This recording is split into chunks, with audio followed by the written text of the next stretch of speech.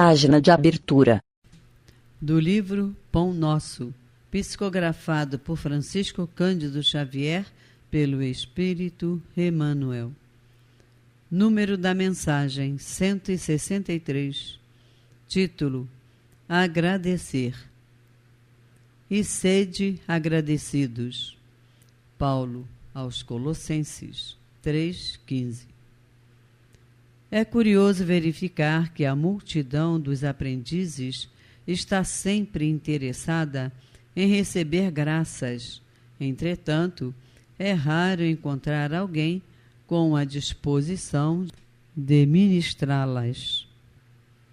Os recursos espirituais, todavia, em sua movimentação comum, deveriam obedecer ao mesmo sistema aplicado às providências de ordem material.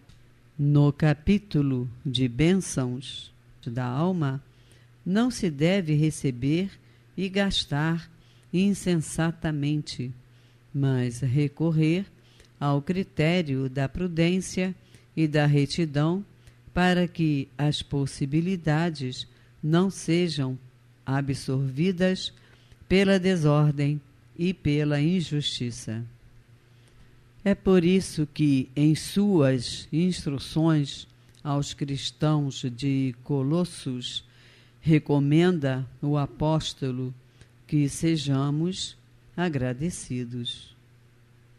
Entre os discípulos sinceros, não se justifica o velho hábito de manifestar reconhecimento em frases bombásticas e laudatórias. Na comunidade dos trabalhadores fiéis a Jesus, agradecer significa aplicar proveitosamente as dádivas recebidas, tanto ao próximo quanto a si mesmo. Para os pais amorosos, o melhor agradecimento dos filhos consiste na elevada compreensão do trabalho e da vida, de que oferecem testemunho. Manifestando gratidão ao Cristo, os apóstolos lhe foram leais até ao último sacrifício. Paulo de Tarso recebe o apelo do Mestre e, em sinal de alegria e de amor, serve à causa divina, através de sofrimentos inomináveis, por mais de 30 anos sucessivos. Agradecer não será tão somente problema de palavras brilhantes. É sentir a grandeza dos gestos, a luz dos benefícios, a generosidade da confiança e corresponder espontaneamente, estendendo aos outros os tesouros da vida. Emmanuel. E agora, a palestra. Saudações fraternas, irmãos e irmãs, que a espiritualidade amiga nos ampare, como sempre, as reflexões sobre os conceitos doutrinários que nos cabem hoje como objeto de análise na aplicação dos ensinamentos espíritas aos textos bíblicos do Novo Testamento, interpretando o que nos ficou registrado da chamada segunda revelação divina, a revelação do Cristo, à luz do que os espíritos nos ensinam nas obras fundamentais da nossa doutrina. Neste livro, o Evangelho segundo o Espiritismo, nós estamos presentemente no seu capítulo 3º, Há muitas moradas na casa de meu Pai, que se refere ao seguinte trecho bíblico: Não se turbe o vosso coração. Credes em Deus, crede também em mim. Há muitas moradas na casa de meu Pai. Se assim não fosse, já eu vô-lo teria dito, pois me vou para vos preparar o lugar. Depois que me tenha ido e que vos houver preparado o lugar, voltarei e vos retirarei para mim, a fim de que onde eu estiver, também vós aí estejais. Esses trechos são de São João, capítulo 14, versículos 1 a 3. A gente sempre tem que levar em consideração que Jesus está deixando registrado, através da sua mensagem oral, e o texto que os evangelistas conseguiram documentar. Mas ele está deixando registrado uma mensagem para a posteridade, mas ele está falando diretamente ao povo judeu, o povo hebreu da sua época. Num mundo em que grande parte das conquistas científicas e das concepções modernas do universo, da existência, não se faziam presentes. Então, num cenário como esse, Jesus entrar em meandros sobre a pluralidade dos mundos habitados, que é o postulado fundamental do Espiritismo, que está ligado diretamente a esses trechos bíblicos, de uma maneira mais objetiva e detalhada, não teria como, não seria possível Jesus fazer isso naquele período com aquelas pessoas. O Espiritismo pode fazer isso, porque vem à luz no século XIX. Ele vem à luz de uma realidade social em que certos conhecimentos adquiridos pela ciência já estão presentes, né, no que diz respeito ao conhecimento da existência de outros planetas, da imensidão do universo, do cosmos. Muito embora, como nós podemos apreciar nesse capítulo 3º do Evangelho segundo o Espiritismo, as moradas às quais Jesus se refere, há muitas moradas na casa de meu Pai, não são apenas os planetas propriamente ditos, os corpos celestes, os orbes materiais encontrados no universo, que a astronomia identifica hoje, mas também a dimensão espiritual e as diversas conformações de realidades em que o espírito pode estar nessa dimensão espiritual em consequência do tipo de vida que levou e do seu patamar evolutivo. Jesus então usou a máxima das muitas moradas na casa do Pai, apontando ao mesmo tempo para a existência de diferentes situações, diferentes condições dos espíritos após a morte do corpo, após a desencarnação, de acordo, como nós acabamos de dizer, com seu estilo de vida, com as suas atitudes, com a maneira pela qual aproveitaram a vida que levaram na Terra, no mundo material, onde quer que estejam encarnados, mas também de planetas no universo infinito, muito diferentes esses planetas uns dos outros, e que servem de habitação aos espíritos encarnados e desencarnados, que interagem ali com a psicosfera daquele mundo de que se trate. Sob a primeira interpretação, ou seja, de que as várias moradas na casa do Pai são as várias situações em que os espíritos se encontram após a morte, no período que se convencionou chamar de erraticidade, o intervalo entre duas encarnações, sobre isso versa o primeiro subtítulo, Diferentes Estados da Alma na Erraticidade. Só tem um item, o item 2, em que a gente leu exatamente isso. A casa do Pai é o universo. As diferentes moradas são os mundos, que circulam no espaço infinito e oferecem aos espíritos que neles encarnam moradas correspondentes ao adiantamento dos mesmos espíritos. Independente da diversidade dos mundos, essas palavras de Jesus também podem referir-se ao estado venturoso ou desgraçado do espírito na erraticidade. Conforme se ache este mais ou menos depurado e desprendido dos laços materiais, variarão ao infinito o meio em que ele se encontre, o aspecto das coisas, as sensações que experimente, as percepções que tenha.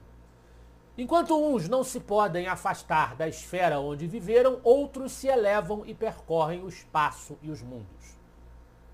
Enquanto alguns espíritos culpados erram nas trevas, os bem-aventurados gozam de resplandecente claridade e do espetáculo sublime do infinito.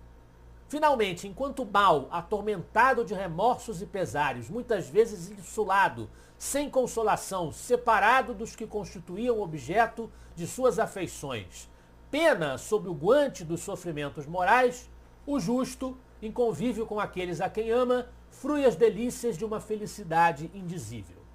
Também nisso, portanto, há muitas moradas, embora não circunscritas nem localizadas. Então, nessa acepção, a erraticidade, portanto, as moradas que existem na casa do Pai não são lugares, cidades, qualquer conceito espacial ou físico, como nós entendemos no mundo material, na dimensão material. São as diferentes realidades vividas pelo espírito, pelos espíritos, as diferentes experiências que eles vivenciam, as diferentes associações que eles constroem entre eles, experimentando uns com os outros ou isoladamente a circunstância em que eles se encontram, em decorrência das suas qualidades, de como eles vibram, dos fluidos que emitem, das suas qualidades morais e intelectuais. mas pode significar também, como nós acabamos de ver também, efetivamente diferentes planetas, os diferentes lugares, mundos no universo material que são habitados pelas criaturas de Deus. O Espiritismo, naquela época, século XIX, que Kardec estava sistematizando a nossa doutrina, juntamente com muitos teóricos que começavam a investigar com mais detalhamento, com mais possibilidades, com mais alcance instrumental das informações, essa possibilidade da existência de outros planetas, de outros corpos celestes, de outros mundos além da Terra e da Lua, que a gente vê aqui a olho nu, né? Investigar as estrelas através dos telescópios, dos instrumentos que se desenvolviam, já afirmava o postulado da pluralidade dos mundos habitados. Em outras palavras, o Espiritismo já reconhecia como fato que é necessário a construção do seu próprio sistema filosófico a existência da vida extraterrestre, a vida em outros planetas. É dessa possibilidade que trata o segundo subtítulo, Diferentes Categorias de Mundos Habitados, nos itens 3 a 5. O item 3 diz: do ensino dado pelos espíritos resulta que muito diferentes umas das outras são as condições dos mundos, quanto ao grau de adiantamento ou de inferioridade dos seus habitantes. Entre eles há os em que estes últimos são ainda inferiores aos da Terra, física e moralmente, outros da mesma categoria que o nosso, e outros que lhes são mais ou menos superiores, a todos os respeitos.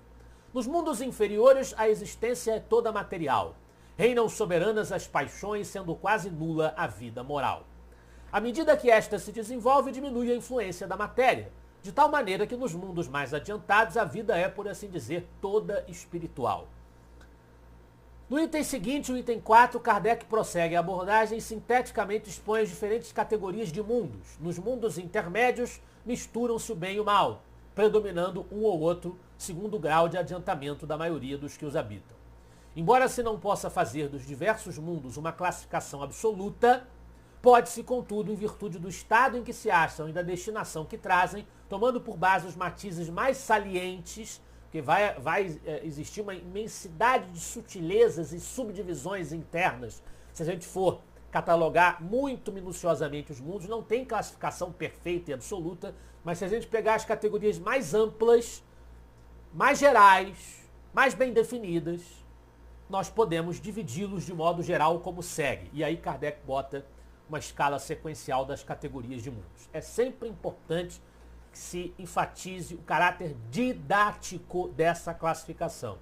Da mesma forma que a gente faz, por exemplo, com a escala espírita, que começa a partir do item 100 do Livro dos Espíritos, que classifica os espíritos em si, também de acordo com a sua evolução moral e intelectual. Fica mais fácil compreender o quanto essa escala de mundos é didática e não absoluta e minuciosa se nós observarmos a categoria em que está a Terra, mas isso vem a seguir, a gente já vai chegar lá. É importante destacar também que essa classificação dos mundos que Kardec publica no Evangelho segundo o Espiritismo, ela foi construída considerando o grau de elevação dos habitantes desses mundos. É esse sempre o parâmetro que Kardec vai usar em toda a obra dele para classificar os mundos. Portanto, o grau de um mundo, a categoria em que ele está, depende do grau dos espíritos que habitam esse mundo em média, né? Os mundos poderiam ser classificados de inúmeras outras maneiras, por conta de inúmeros outros aspectos e ângulos, se nós tivéssemos conhecimento suficiente para isso. Se nós conhecêssemos todas as características materiais de todos os mundos infinitos do universo, poderíamos classificá-los com base nisso, mas não é o que o Espiritismo faz. Nós ainda não temos esse conhecimento. Kardec acreditava que um dia as pesquisas científicas nos levariam a descobrir a vida em outros mundos e muitos cientistas hoje acreditam que esse momento está próximo. Ainda que nós não encontremos vida inteligente num horizonte breve de tempo da humanidade, né? Mas isso ainda não aconteceu. Portanto, nós só podemos conhecer a respeito dos outros planetas, dos outros mundos, o pouco que a ciência demonstrou até agora, que é pouco, muito pouco, perto do que há para ser descoberto, e os aspectos morais dentro do conjunto da ordem divina que os espíritos nos revelaram, na medida em que revelaram a si mesmos. Se existem espíritos muito superiores aos seres que vivem na Terra, tem que existir mundos superiores à Terra, onde eles estejam reunidos. Não é possível nem é conveniente nós irmos além, tentarmos extrair do Espiritismo mais informações sobre isso. Nós só faremos isso quando nós encarnarmos nesses mundos, estivermos neles durante a erraticidade, ou quando ou se a humanidade encarnada aqui nesse planeta Terra conseguir um avanço científico e tecnológico suficiente para entrar em contato mais direto com os outros planetas. Até lá, a gente pode se concentrar na questão moral e no que a ciência for revelando. Unicamente com o objetivo de nos dar um golpe de vista do que nos aguarda, de como se processa a progressão dos mundos, e até de oferecer um estímulo para nós nessa caminhada de buscar viver em mundos melhores, né?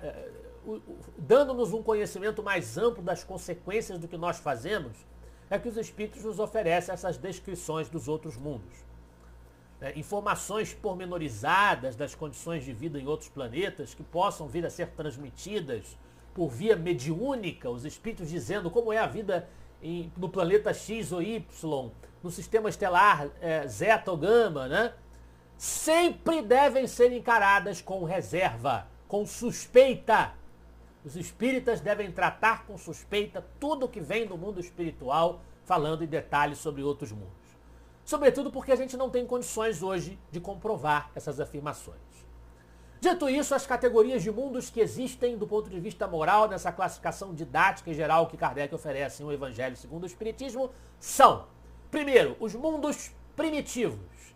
São os mundos em que acontecem as primeiras encarnações dos espíritos na fase humana, ou seja, pouco depois de o espírito ter se originado enquanto ser inteligente individual da criação. A nossa pré-história, os homens primitivos, os hominídeos, a época em que eles viveram, nós podemos considerar como uma época em que a Terra foi um mundo primitivo. É interessante apontar que a escala ela apenas classifica mundos habitados por espíritos encarnados. Há outros tipos de mundos que não foram incluídos nela. Por exemplo, na questão 234 de O Livro dos Espíritos, nós temos uma categoria de mundo que não é nenhuma dessas que Kardec aponta no Evangelho segundo o Espiritismo, na sua lista. A dos mundos transitórios. Na questão 234, Kardec pergunta: há de fato, como já foi dito, mundos que servem de estações e de pontos de repouso aos espíritos errantes? E os espíritos respondem: sim, há mundos particularmente destinados aos seres errantes, mundos que lhes podem servir de habitação temporária, espécies de bivaques, de campos onde descansem de uma demasiado longa erraticidade. Estado este sempre um tanto penoso. São, entre os outros mundos, posições intermédias, graduadas de acordo com a natureza dos espíritos que a elas podem ter acesso e onde eles gozam de maior ou menor bem-estar. E os espíritos dizem também que nesses mundos transitórios, os espíritos que lá vivem podem sair livremente desses mundos, eles se instruem, se desenvolvem nesses mundos, né? E a questão 236 deixa claro que os espíritos estão falando de planetas, mundos materiais que existem associados a uma vida que é inteiramente espiritual. Kardec pergunta se os mundos transitórios, que é como ele chama esses mundos, são também habitados por seres corpóreos. E a resposta é não. Estéril é neles a superfície. Os que os habitam de nada precisam. E dizem logo em seguida que a Terra já foi um mundo transitório quando ela estava se formando materialmente, né? Antes do primeiro ser vivo surgir, quando só havia elaborações químicas e geológicas na Terra, o planeta já era habitado na sua dimensão espiritual, né? Qual era o grau exatamente dos espíritos que viviam aqui, não sabemos, não temos a menor ideia, né? Mas sabemos que era. E esse é o destino temporário de todos os mundos que não têm vida orgânica e um dia passam a ter. Temos também mundos que já não são mais transitórios, porque já têm vida material, mas ainda não tiveram encarnações humanas. Por exemplo, a Terra, por bilhões de anos, desde o primeiro micro-organismo até, por exemplo, os dinossauros, passando, então, chegando até o início dos primeiros hominídeos. Esse tipo de mundo não está classificado na obra de Kardec, mas existe porque a gente sabe que a Terra passou por essa conformação. Não era um mundo primitivo, rigorosamente, porque não tinha encarnação humana ainda, mas também não era um mundo transitório, porque não era estéril, tinha vida material aqui, né? Mundos de provas e expiações, a segunda categoria, é a categoria em que está a Terra hoje. Os espíritos aí já têm um número razoável de encarnações, já tem um progresso que eles realizaram, mas o mal ainda é maior do que o bem em significado, em intensidade, em representatividade. Desde que os espíritos já tenham certo desenvolvimento, se organizam em tribos ou civilizações encarnados, né? Nós podemos dizer que a Terra já se tornou um mundo de provas e expiações. Quantos mundos diferentes a Terra já foi dentro desse período de alguns milhares de anos, sem jamais mudar de categoria? Isso já mostra pra gente a diversidade que existe dentro de cada categoria dessa e como elas são gerais e didáticas. A Terra era um mundo de provas e expiações quando a Mesopotâmia surgiu com as primeiras civilizações no Mediterrâneo, na Índia, as comunidades hindus antigas. Já era um mundo de provas e expiações no Egito Antigo, era um mundo de provas e expiações na Roma Antiga, no Império Romano, era um mundo de provas e expiações na Idade Média, era um mundo de provas e expiações nas grandes navegações, era um mundo de provas e expiações no século XX das guerras mundiais, é um mundo de provas e expiações hoje. Então, se nós encontrássemos um mundo qualquer que não a Terra e nos dissessem esse mundo é um mundo de provas e expiações, a gente não sabe com essa informação exatamente tudo que a gente vai encontrar ali. Porque a própria Terra já foi muitas coisas, desde que ela é um mundo de provas e expiações. Os breves itens que nos cabem hoje, 6 e 7, sob o subtítulo Destinação da Terra, Causas das Misérias Humanas, estão falando exatamente do objetivo que a Terra tem sendo um mundo de provas e expiações. Kardec descreve no item 6 como muitos se admiram de que a Terra tenha tantas desgraças, tantos sofrimentos, tantas tristezas, né? E acreditam por isso que a humanidade não vale nada, a humanidade é imprestável, a humanidade está condenada, era melhor que o ser humano desaparecesse do universo, né? No entanto, Kardec deixa claro que na conceituação espírita, todos os espíritos fazem parte da humanidade. Todos os seres inteligentes da criação, racionais, conscientes de si mesmos, fazem parte da humanidade. Nesse sentido geral, são humanos. Somos todos parte de uma mesma grande e infinita comunidade de seres inteligentes da criação. Nesse sentido, nós não poderíamos julgar a humanidade inteira apenas pela humanidade da Terra.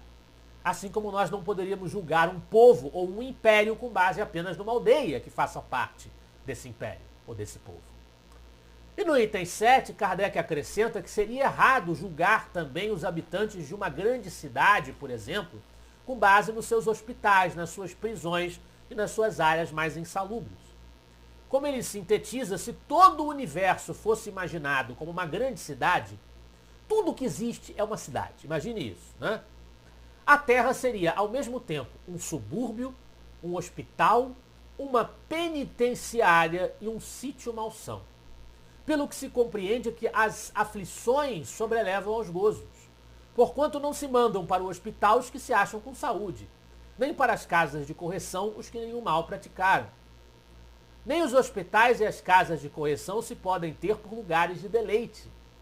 Ora, assim como numa cidade a população não se encontra toda nos hospitais e nas prisões, também na Terra não está a humanidade inteira. E do mesmo modo que do hospital saem os que se curaram e da prisão os que cumpriram suas penas, o homem deixa a Terra quando está curado de suas enfermidades morais. Ou nós poderíamos acrescentar, a própria Terra também vai deixar essa condição de ser um mundo assim, quando o progresso, e nós devemos concorrer para esse progresso pela nossa transformação moral e intelectual, isso quando o progresso fizer com que a Terra se eleve na categoria dos mundos. Nós devemos amar a Terra como obra de Deus, mas entendendo que ela é um mundo inferior. Que nós estamos aqui em consequência das nossas ainda muito grandes imperfeições, fraquezas morais, limitações. Só essa ideia permite apreender a justiça dos sofrimentos e problemas que nós encontramos aqui, porque que a Terra está destinada, neste momento da sua trajetória evolutiva, a ser morada entre as varas da casa do Pai, de sofrimentos, de tristezas, de decepções. Para concluir, vejamos rapidamente os outros tipos de mundos que vêm após a Terra, os mundos de provas e expiações, que são superiores aos mundos de provas e expiações. Primeiro, o mundo de regeneração, que é a categoria em que a Terra vai entrar depois.